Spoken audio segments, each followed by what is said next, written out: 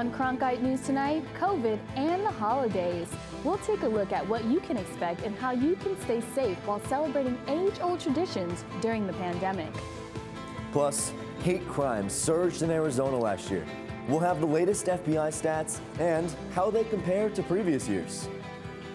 And later this half hour on Break It Down, COVID-19 and discrimination Asian Americans now feel. Cronkite News starts now. Good evening and welcome to Cronkite News on Arizona PBS. I'm Rosara Wardsworth. And I'm Tyler Mannion. Thank you for joining us. 4,123. That's the number of new COVID-19 cases reported in Arizona today by the Department of Health Services. To put that in perspective, that's the most in a single day since July. With Thanksgiving just a week away, the CDC is now asking everyone to stay at home, avoid travel, and keep the holiday dinner to just family. As Faith Abercrombie reports, Maricopa County has similar recommendations. Maricopa County health officials gave an update this morning on COVID-19. The county discussed potentially risky behavior before the holidays, the rising amount of viruses within the community, and vaccination updates. Even if you are at low risk, that does not mean you have no risk. Maricopa County health officials emphasized the importance of social distancing and masking up before the holidays. The increase we've seen in new cases has been extreme. Our 7-day average is now over 1,500 new cases per day in Maricopa County. Just one short month ago, it was under 500 cases a day. This increase is concerning, and we are already seeing increases in hospitalizations and deaths. I know many of us will be making Thanksgiving plans this weekend. Thanksgiving guidelines like avoiding buffets, minimizing the number of guests, and social distancing while wearing a mask are being recommended by the state and county officials. It's important at these events to wear masks even when you're outside and socially distance as much as possible. Having these events that aren't socially distanced and not wearing masks is how we end up with increases we're seeing, even with the current mitigation efforts in place. Maricopa County makes up about 2/3 of Arizona's population. There's not a one-size-fits-all approach when it comes to giving advice to schools or the businesses or the people that seek that advice. And as county health officials look ahead to a vaccine, they're recommending that even people who have received a positive antibody test still get the vaccine in order to achieve herd immunity. As soon as they receive clearance from the FDA, which we are hearing will take at least 2 weeks once they apply for that clearance, as soon as it arrives in Arizona at the state level within 24 hours to 48 hours, we should receive our local allotment. That allotment is based on our ability to store and administer the vaccine. Even though Maricopa County said they would continue their contact tracing efforts, they've seen a decrease in individuals wanting to share who those close contacts were. In downtown Phoenix, Faith Abercrombie, Cronkite News. On Wednesday, Governor Doug Ducey asked Dr. Kara Christ and her team at the Department of Health Services to develop a plan to implement voluntary COVID testing sites at Arizona's major airports. Reporter Dylan McKim has more information on how one airport's testing site could look starting tomorrow. Dylan? Thanksgiving is right around the corner, and that means a lot of people will be traveling in and out of our state as COVID infections continue to spike around the country. That's why Governor Ducey wants to provide travelers the option to get tested as soon as possible once they arrive or return to Arizona. So when can travelers start getting tested at the airport? Well, a spokesman for Phoenix Sky Harbor Airport told Cronkite News that they plan to start testing later in the month using one of their vendors. A more detailed plan will be released later in the week. A spokesman for Phoenix Mesa Gateway told us that there is currently no plan in place for their airport, but they have been talking with DHS and hope to have something planned by early next week. Tucson International is the one airport here that already has a plan in place, and they are set to start testing travelers tomorrow. It's really designed and around trying to get incoming travelers into Tucson. It is a full PCR test, and we're going to have some signage out there. You scan a QR code and enroll yourself into it. It is by appointment only. but there are a lot of appointments throughout the day. So it is not just walk up, but if somebody goes down there and scans the QR code within a few minutes, they could get enrolled. And if there's a time opening, just go right in. Tests are being conducted by Paradigm Laboratories, and passengers can expect their results in less than 72 hours. And Bruce Getz also wanted to make it clear that this is not just a one-time thing for the holidays. Their airport is committed to providing this service for their travelers indefinitely in order to help county health officials tackle the spread of the virus as people come into the state. In the studio, Dylan McKim, Cronkite News. ASU nursing students are getting the opportunity to help collect COVID-19 samples on campus as part of their clinical studies. Cronkite News reporter Melissa Zarimba gives us the details on how they prepare. Students at ASU Edson College of Nursing and Health Innovation are being fitted with N95 face masks so they'll be able to collect COVID-19 samples. For the nursing students, it's a very unique opportunity. A testing site is very different than what they would see in the clinic usually. And in the middle of a pandemic, it's a unique situation for students to get experiences that they wouldn't normally get. Before students can start, they have to be medically cleared to wear a respirator. After we have that medical clearance, then we put them in a hood and spray a sensitivity solution to make sure that they can taste the Vitrex. During the fitting, students are exposed to a spray so they can determine if there's a good seal with their mask. So we are relying upon them to be able to taste the Vitrex. So it's a very distinctive bitter taste. If they can't taste, the mask is sealed and keeping out airborne particles. Nursing student Connor Tumman believes collecting COVID samples will enhance his clinical practice.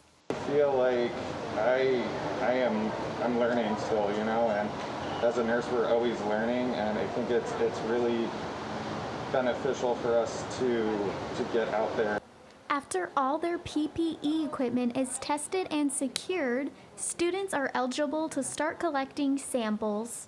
Part of the process when coming in to get your COVID-19 test is you are given these supplies here, and then you come into this private area where there's directions here listed on what to do. And all this is part of the process to collect your COVID-19 sample. Tumman not only values this experience, but getting this opportunity to see what this profession is all about. To see, you know, our professors out here with us and them showing us, you know, this profession is all about caring and supporting everybody, no matter who they are and what's going on in the world. The hours the nursing students spend collecting samples counts as part of their clinical requirement. Melissa Zarimba, Cronkite News.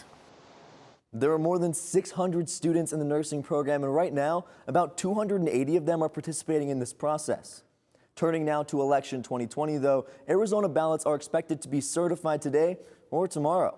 Joe Biden has been declared the winner by less than 20,000 votes, and it's the first time that Arizona has chosen a Democrat for president since 1996. Cronkite News reporter Alex Gall explains how it happened.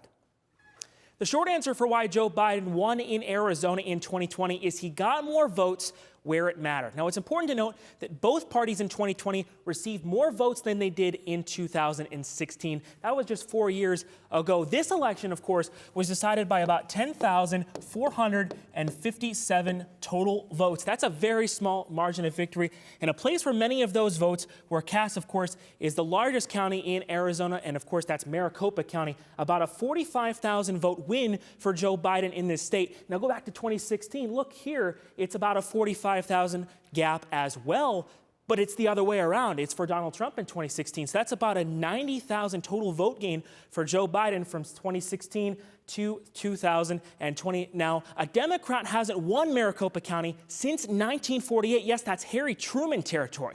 But let's look across the state as well. If we take a look here at Apache County, not a very big county, of course, 23,000 votes for the Democrat Joe Biden, 11,000 for Donald Trump. And of course, we look at 2016, look at the vote totals. They're much smaller. It goes from 17,000 Democratic votes in 16 to 23,000 in 2020. You might not think 6,000 votes is much of a difference, but look at the total margin of victory. That's about 60% of that total margin of victory. Now, a place where Joe Biden also did well is Pima County. That's the second largest county in Arizona. That's Tucson and its surrounding suburbs. Democrats normally do well here, but let's look at the voting percentages. In 2016, it was about 53% Democrat to 39% Republican. Now look at 2020, it's still about 39% Republican, but Democrats have increased their margin of victory by about 5 points to 58.6%. Now, Democrats have done very well, and Joe Biden did very well in these states. He won the counties he was supposed to by larger margins, and he flipped some counties like Maricopa that he needed to win, and that's why Joe Biden won Arizona in 2020. At the Google touchscreen, Alex Gall, Cronkite News. Yesterday, the Phoenix City Council voted on changing the names of 2 streets that many considered offensive. According to a tweet from Phoenix Mayor Kate Gallego, Squaw Speak Drive and Robert E. Lee Street will now be named Piestewa Peak Drive and Desert Cactus Street. Robert E. Lee was a Confederate general who led the uprising against the U.S. in the Civil War, and squaw is a historical slur used to describe Native American women. The council voted to change the names back in September, but didn't decide on the new names until now. A new FBI report on hate crimes is out, and it was a mixed bag for Arizona. After a sharp drop from 2017 to 2018, the number of Arizona hate crimes bounced back in 2019 to 217 crimes. While that was still well below the highs of recent years, there are other troubling signs, as Carolina Hassett reports from our Washington bureau. The FBI report covers hate crimes that are motivated by race, ethnicity, religion, sexual orientation, and more. But the category that stood out for Arizona in 2019 by far was race. And the 2 biggest victims of those crimes have been Black and Latino communities. The vast majority of race-biased crimes were directed at Black people. This is the 4th consecutive year that there's been an increase on hate crimes against Latinos. So that right there is pause for concern. And most of the increase was driven by a surge in race-based hate crimes reported in Phoenix. The city accounted for 111 of the state's 143 race hate crimes, almost doubling the 59 race-motivated crimes the city reported a year earlier. And those are the only crimes the police know about. Hate crimes traditionally are the most underreported crimes that we have. Contacting law enforcement is not going to be something that everyone is comfortable with or willing to do. Many experts point to the steady drumbeat of heated political rhetoric as one reason for the higher numbers. The increase in rhetoric coming out of the White House, quite frankly, has led to this increase in hate crimes and hate incidents. While better police training and improved community relations are needed, experts say that in the long term, education is key to combating hate. There should also be some education that happens in the public schools about looking at systemic oppression and in particular racism. Et Cubania says the numbers in the report are more than just numbers. They affect people's lives. The tension of being out and about now is heightened if, someone's scrutiny falls on you. And Galindo Elvira says there is really only one number that matters. One hate crime is one too many. While the numbers in Arizona are up this year, it's important to remember the 173 hate crimes reported the year before were the second lowest in a decade.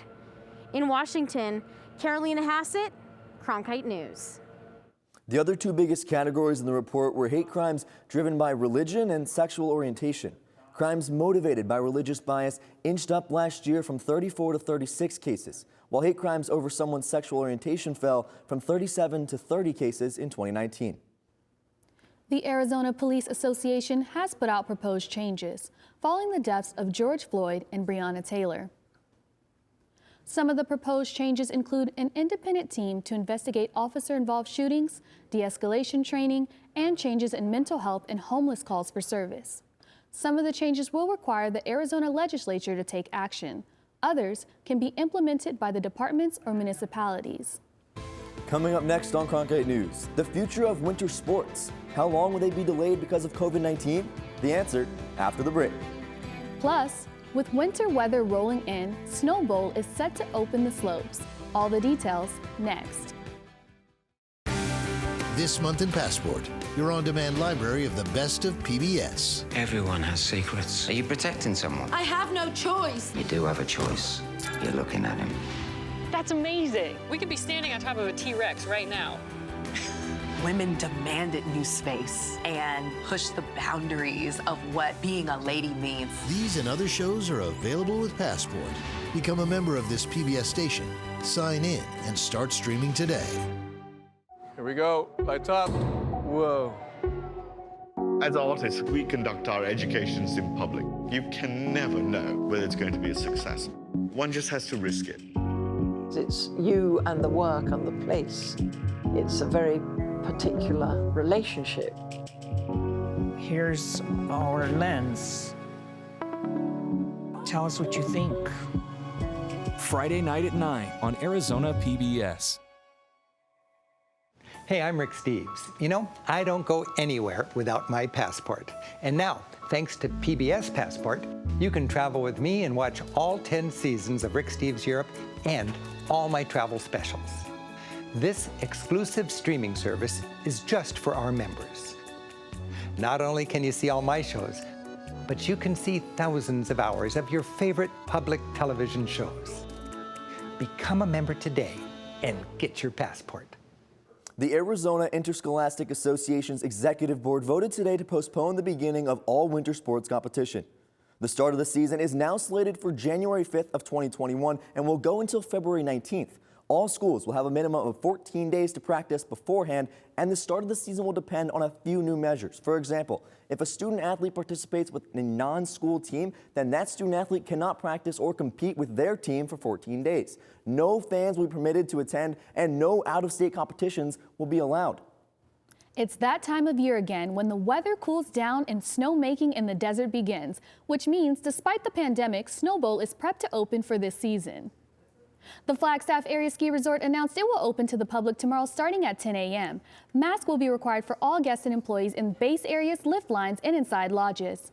Pass holders will not need to make reservations, but access to the mountain will be first come, first serve. For more info on the new safety guidelines, go to Snow Bowl's website. That's it for Cronkite News tonight. Thanks for joining us. For top Arizona stories anytime, go to cronkitenews.azpbs.org.